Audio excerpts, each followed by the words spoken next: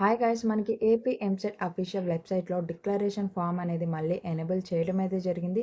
So ఎవరికైతే ranks అనేవి release కాలేదో వాళ్ళు వెంటనే డిక్లరేషన్ ఫామ్ని అయితే సబ్మిట్ చేయండి. అప్పుడే మీకు ర్యాంక్స్ అనేవి రిలీజ్ చేస్తారు. So June 15th evening 5 PM లోపు డిక్లరేషన్ ఫామ్ని అయితే సబ్మిట్ చేయాలి ఎవరికైతే ర్యాంక్స్ రాలేదో.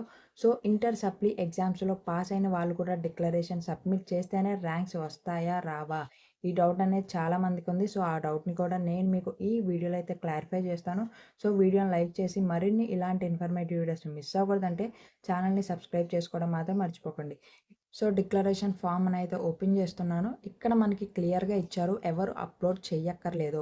AP board and TG board of intermediate education students and RGUKT students need not upload. మనకి ఏపీ బోర్డ్ స్టూడెంట్స్, అలానే Telangana board students, RGUKT students కూడా డిక్లరేషన్ ఫామ్ అనేది సబ్మిట్ చేయక్కర్లేదు. మీ ఇంటర్మీడియట్ మార్క్స్ అనేవి అప్లోడ్ చేయక్కర్లేదు. మీకు డిక్లరేషన్ ఇవ్వాలా అక్కర్లేదా అని డౌట్ ఉంటే కనుక మీ registration number, EAMCET hall ticket number, అలానే మొబైల్ నెంబర్ అనేవి ఇచ్చేసి సెర్చ్ మీద క్లిక్ చేయండి. నీడ్ నాట్ రిక్వైర్డ్ అని వస్తే కనుక మీరు డిక్లరేషన్ అనేది ఇవ్వక్కర్లేదు, మీకు ర్యాంక్స్ అనేవి రిలీజ్ చేస్తారు. అలా కాకుండా మీ డీటెయిల్స్ ఇచ్చి సెర్చ్ మీద క్లిక్ చేశాక డిక్లరేషన్ ఫామ్ అనేది ఓపెన్ అయితే కనుక మీ 10+2 మార్క్స్ అనేవి ఎంటర్ చేసి మీరైతే సబ్మిట్ చేయాల్సి ఉంటుంది. అప్పుడే మీకు ర్యాంక్స్ అనేవి రిలీజ్ చేస్తారు. సో వెంటనే ఈ వీడియోని మీ ఫ్రెండ్స్ కూడా షేర్ చేసి ఛానల్ని సబ్స్క్రైబ్ చేసుకోవడం మాత్రం మర్చిపోకండి.